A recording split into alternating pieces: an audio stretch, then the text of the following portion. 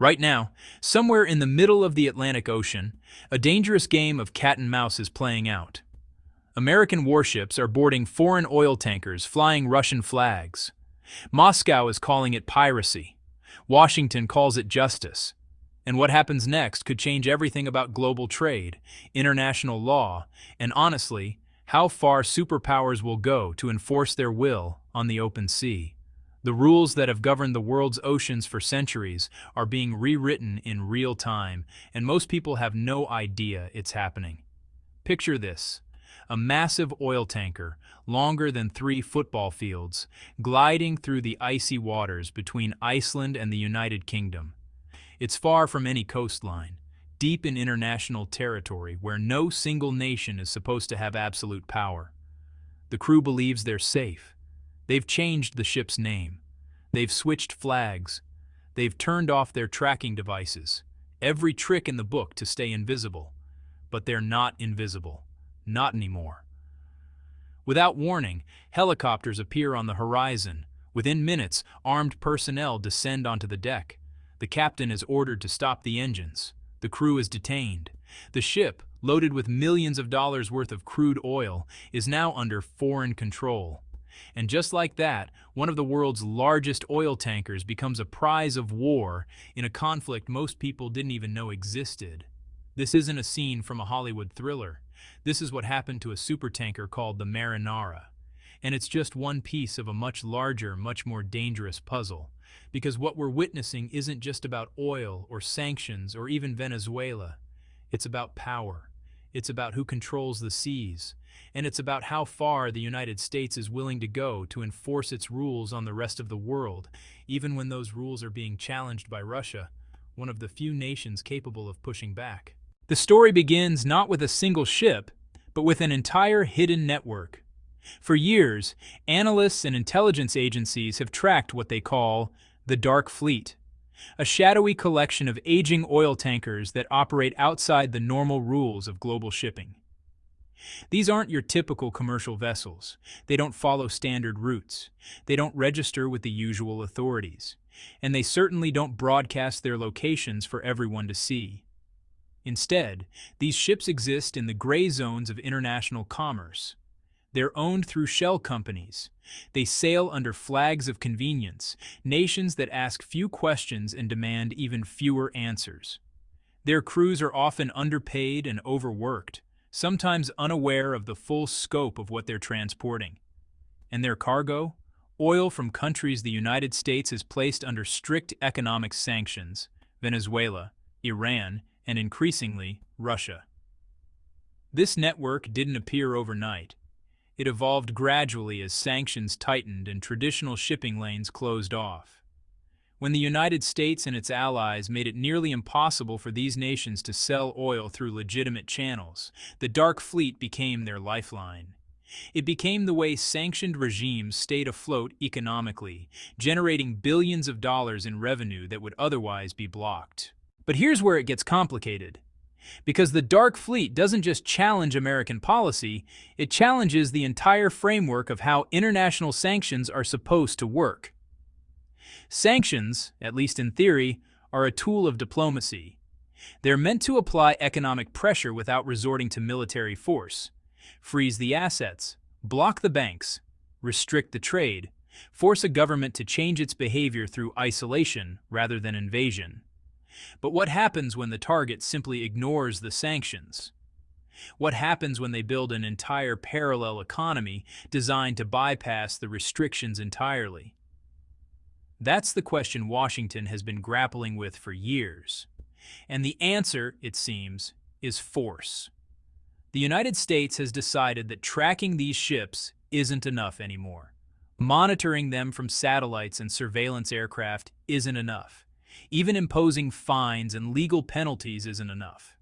Now they're taking the ships, and they're doing it far from home, in waters where America's legal authority is, to put it mildly, contested. The seizure of the Marinara is a perfect example. This wasn't a vessel docked at a United States port. It wasn't lingering near American territorial waters. It was intercepted in the North Atlantic, thousands of miles from the United States, in a stretch of ocean that belongs to no one and everyone at the same time. According to United States officials, the ship had been under surveillance for weeks. Intelligence assets, satellites, reconnaissance aircraft, possibly even human sources, had been tracking its movements across the ocean. They knew where it came from, they knew what it was carrying, and they knew where it was headed. The Marinara was no stranger to controversy. It had sailed under different names before. It had been flagged by international watchdogs for previous shipments tied to Venezuelan and Iranian oil. Renaming the ship, switching its registration, turning off its transponders. These are standard tactics for vessels trying to evade detection. But in this case, none of it worked. When American forces finally moved in, they did so with precision. The operation was planned, coordinated, and executed with the kind of expertise that only comes from significant resources and military capability.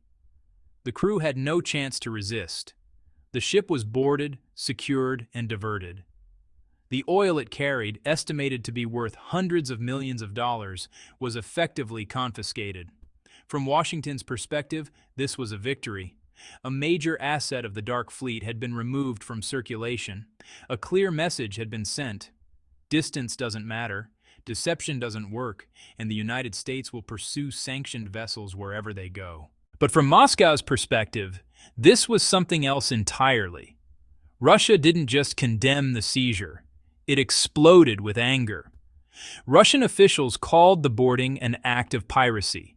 They argued that the United States had violated core principles of international maritime law, principles that have governed the seas for generations. Under the United Nations Convention on the Law of the Sea, ships in international waters are supposed to enjoy freedom of navigation.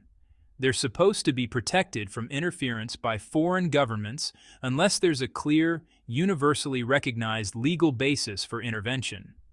Moscow insists that the Marinara was engaged in legitimate commercial activity. It was flying a Russian flag, it was operating in international waters, and it was, in their view, unlawfully seized by a country that had no jurisdiction over it. The Russian Foreign Ministry went further, dismissing U.S. court warrants as irrelevant. Those warrants, they argued, might have authority within American borders, but they carry no weight on the high seas.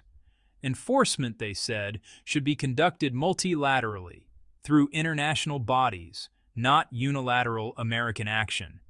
This isn't just a legal argument, it's a challenge to American power itself. Because what Russia is really saying is this: the United States doesn't get to write the rules for everyone. It doesn't get to decide on its own which ships can sail and which can't. It doesn't get to project its authority across every ocean on the planet without consequence. And here's the thing, Russia isn't entirely wrong. International law is messy. It's built on treaties and conventions that nations agreed to decades ago, often with very different geopolitical realities in mind. The law of the sea was designed to balance freedom of navigation with national sovereignty. It was meant to prevent exactly this kind of unilateral enforcement, but the United States argues that sanctions change the equation. When a ship is involved in transporting oil connected to sanctioned regimes, when it's part of a network designed explicitly to evade international restrictions, then it loses the protections that normal commercial vessels enjoy. It's a legal gray zone. And in gray zones, power often decides the outcome. The confrontation didn't stop with diplomatic protests and angry statements. Russia announced it would challenge the seizures through international legal mechanisms. It said it would bring the matter before the International Maritime Organization and the United Nations. The Russian Transport Ministry formally demanded that Washington halt what it called the harassment of Russian-linked shipping. But words, however forceful, don't stop warships. Reports began to emerge of increased Russian naval activity in the same regions where U.S. forces were operating. Some accounts suggested that Russian vessels, possibly including submarines, were shadowing American operations. Neither Moscow nor Washington confirmed these details fully, but the implication was clear. Russia wasn't just complaining, it was watching, and it was preparing. Then came the most alarming development. Russian officials began discussing the possibility of providing naval escorts for tankers involved in sanctioned trade. If implemented, this would fundamentally change the nature of the confrontation. Think about what that means. Right now, when the United States intercepts a dark fleet tanker, it's a relatively straightforward operation. The ship is alone, the crew is unarmed, resistance is futile. But if that same tanker is accompanied by Russian warships, if there are destroyers or frigates sailing alongside, ready to respond to any boarding attempt, then suddenly, what was a law enforcement action becomes a potential military standoff. And standoffs between nuclear-armed superpowers are exactly the kind of situations that can spiral out of control. Analysts have started using terms like miscalculation and escalation risk. Because even if neither side wants a shooting war, the presence of armed naval forces in close proximity creates opportunities for mistakes. A misunderstood signal, an overly aggressive maneuver, a crew member who panics and does something reckless. History is full of conflicts that started not because leaders wanted war, but because circumstances pushed them into it. Meanwhile, Venezuela has found itself at the center of this storm. For Caracas, the dark fleet isn't a luxury, it's a necessity. The country's economy has been devastated by years of sanctions. Legitimate shipping companies won't touch Venezuelan oil, banks won't process payments, insurers won't cover the cargo. The dark fleet exists because every other door has been closed. When a tanker like the Marinara is seized, the impact is immediate. That's not just a ship, that's revenue. That's money that would have gone toward keeping the lights on, paying government salaries, importing food and medicine. Every captured vessel represents a financial blow that Venezuela, already struggling, can ill afford. But the economic pain isn't the only consequence. There's a political dimension too. Venezuelan officials have seized on these seizures as proof of what they've been saying all along, that the United States is waging economic warfare against them. Vice President Delcy Rodriguez has linked the tanker interdictions to what she describes as a broader campaign of aggression, one that includes military threats, the detention of President Nicolas Maduro, and an effort to strip Venezuela of its natural resources. Whether you accept that narrative or not, it's politically powerful within Venezuela. It allows the government to frame its economic struggles not as the result of mismanagement or corruption, but as the result of foreign interference.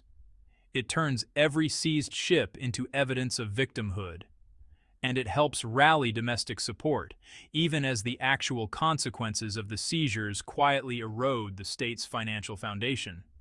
But Venezuela isn't the only target. What we're seeing is part of a much larger operation, one that extends far beyond a few tankers in the Caribbean. It's called Operation Southern Spear. This isn't a secret. It's a formally named military campaign designed to dismantle what U.S. officials describe as illegal trade networks operating across the entire Western Hemisphere. The scope is enormous. It targets oil smuggling from Venezuela. It targets narcotics trafficking. It targets any form of illicit commerce that Washington believes threatens regional stability or undermines its sanctions regime. The Marinara seizure? Just one mission among many. Operation Southern Spear reflects a broader strategic vision, one shaped heavily by the current U.S. administration's focus on reasserting dominance in the Western Hemisphere. This isn't just about enforcing existing sanctions. It's about demonstrating capability. It's about showing that the United States can and will act anywhere it chooses, with or without international consensus. The operation combines military assets, intelligence resources, and legal mechanisms into a unified pressure campaign. Naval forces patrol key shipping lanes. Surveillance aircraft monitor vessel movements. Coast Guard cutters intercept suspicious ships. And when necessary, special forces board and seize them. The deployment of the USS Gerald Ford, one of the most advanced aircraft carriers in the world, to the Caribbean underscores the seriousness of the effort. That's not symbolic. That's overwhelming military power, positioned to provide air cover, intelligence support, and deterrence. The message is unmistakable. This is not a bluff. So what exactly is the Dark Fleet, and why has it become so important? At its core, the Dark Fleet is a workaround. It's what happens when sanctions meet desperation and ingenuity. These ships are typically older tankers, often nearing the end of their operational lives. They're bought cheaply, sometimes through intermediaries that obscure the real owners. They're registered in countries with lax oversight, places where a few $1,000s and some paperwork can get you a flag and a registration number, no questions asked. Once operational, they employ every trick imaginable to avoid detection. They disable their automatic identification systems, the transponders that normally broadcast a ship's location and identity. They conduct ship-to-ship transfers in the middle of the ocean, moving oil from one vessel to another to disguise its origin. They change names and flags repeatedly, making it difficult to track them over time. And they rely on complex, falsified documentation designed to make the cargo appear legitimate. For a while, these tactics worked, but technology has caught up. Satellites can now track ships even when their transponders are off, using visual and infrared imaging. Intelligence agencies have developed sophisticated methods for identifying vessels based on physical characteristics, movement patterns, and known associations. And international cooperation, when it happens, allows for cross-referencing data from multiple sources. The Dark Fleet isn't invisible anymore. It's just harder to catch. And that's where the seizures come in. Each captured tanker represents more than just a financial loss. It represents a psychological blow to the entire network. When ship operators see tankers being intercepted thousands of miles from any conflict zone, when they see crews detained and vessels confiscated, they start to recalculate the risks. Insurance companies raise their rates if they're willing to provide coverage at all. Crews become harder to recruit. No one wants to spend months at sea knowing they might end up detained by a foreign military. Ship owners have to decide whether the profit margins justify the possibility of losing the entire vessel. The result is disruption. Routes change, costs increase. The logistical backbone that keeps sanctioned oil flowing begins to weaken. This is exactly what Washington wants, because the goal isn't just to stop individual shipments. The goal is to make the entire Dark Fleet model unviable, to inject so much risk and uncertainty into the system that it collapses under its own weight. It's a strategy of attrition, and so far it seems to be working. But the legal questions remain deeply unresolved. Under international law, ships in open waters enjoy significant protections. They're considered extensions of the country whose flag they fly. Boarding a vessel without permission is generally prohibited unless there's clear legal justification. Piracy, slave trading, or explicit authorization from the flag state. The United States argues that sanctions violations provide that justification. When a ship is involved in transporting oil from a sanctioned regime, when it's using deceptive practices to evade restrictions, it forfeits those protections. Critics disagree. They argue that the U.S. is unilaterally imposing its own legal standards on international waters, that it's acting as judge, jury, and enforcer without seeking approval from international bodies or consensus from other nations. These disputes will play out in courts and diplomatic forums for years. But in the meantime, operations continue. Because ultimately, international law is only as strong as the willingness of powerful nations to respect it. And when those nations disagree on what the law even says, enforcement becomes a matter of power, not principle. What makes this situation so volatile is that it's not just about Venezuela anymore. Russia's involvement adds a completely different dimension. Venezuela, for all its defiance, doesn't have the military or economic capacity to seriously challenge the United States. It can protest. It can complain to international bodies. But it can't stop American warships from seizing its tankers. Russia can. Russia has a powerful navy, It has advanced submarines. It has the ability to project force across global waters. And more importantly, it has a willingness to confront the United States in ways that smaller nations simply can't. If Russia follows through on its threat to provide naval escorts, the stakes change entirely. Imagine a scenario. An American destroyer approaches a tanker suspected of carrying sanctioned oil. But this time, the tanker isn't alone. It's flanked by Russian warships. The American captain orders the tanker to stop.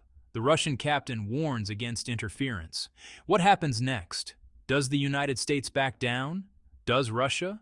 Or does someone make a decision that turns a standoff into something far worse? These aren't hypothetical questions. These are the scenarios that military planners on both sides are now gaming out. And then there's the domestic angle. For Venezuela, these seizures are being weaponized politically. Every captured ship becomes proof of aggression. Every dollar lost becomes evidence of economic warfare. The government uses these incidents to rally support, to justify its own failures, and to paint itself as a victim of imperial overreach. Whether that narrative is accurate is almost beside the point. What matters is that it works domestically. It shifts blame away from the regime and toward external enemies.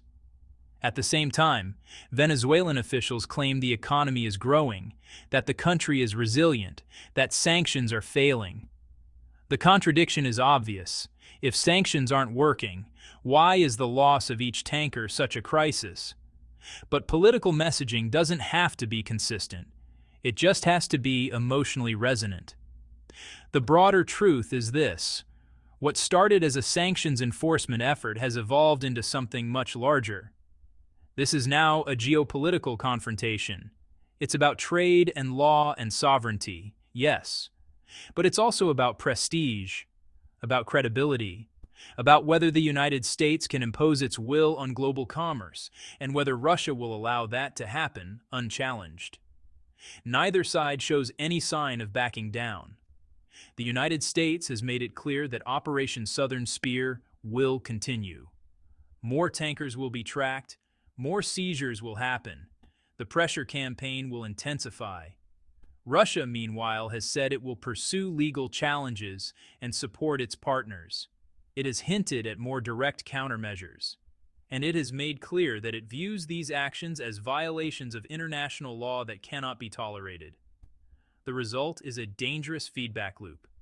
Each seizure provokes a stronger response. Each response increases the risk of escalation. And each escalation brings us closer to a confrontation that neither side may be able to control. So where does this leave us? The Dark Fleet is no longer a safe option. The tactics that once allowed sanctioned oil to move freely are being systematically dismantled. The United States has demonstrated that it can track these vessels anywhere in the world and that it's willing to use military force to stop them. Venezuela's oil exports are under sustained assault. Every ship that gets seized is revenue that never arrives. Every route that gets closed is a logistical challenge that has to be solved. The economic pressure is real, and it's mounting. Russia is furious, and it's not just rhetoric. The possibility of naval escorts, of direct military involvement, is now on the table. That's a line that, once crossed, could change everything. And the international community? Largely silent. Some nations privately support the United States. Others quietly sympathize with Russia and Venezuela. But few are willing to take a public stand because the risks of getting involved are just too high. What happens next is anyone's guess. Maybe Russia decides that protecting Dark Fleet tankers isn't worth the risk of confrontation. Maybe the economics of the Dark Fleet collapse under the weight of constant interdictions. Maybe Venezuela finds new workarounds, new tactics, new ways to keep the oil flowing. Or maybe this escalates. Maybe the next time a United States warship approaches a tanker, there's a Russian destroyer waiting. Maybe someone miscalculates. Maybe a routine boarding turns into something far more dangerous. The pieces are all in place. The players are committed. The stakes are enormous. And somewhere out there, in the cold waters of the Atlantic, another tanker is sailing, hoping it won't be next. This is the new reality of global power, not fought with invasions or airstrikes, but with seizures and sanctions and silent confrontations on the open sea. The rules are being rewritten, the risks are growing, and the world is watching to see who blinks first. If this story opened your eyes to what's really happening out there on the oceans, hit that like button and subscribe, because this is just the beginning. The next chapter in this standoff could be even more explosive, and you won't want to miss it. Drop a comment and let me know. Do you think the United States is enforcing justice or crossing a dangerous line? I'll see you in the next one.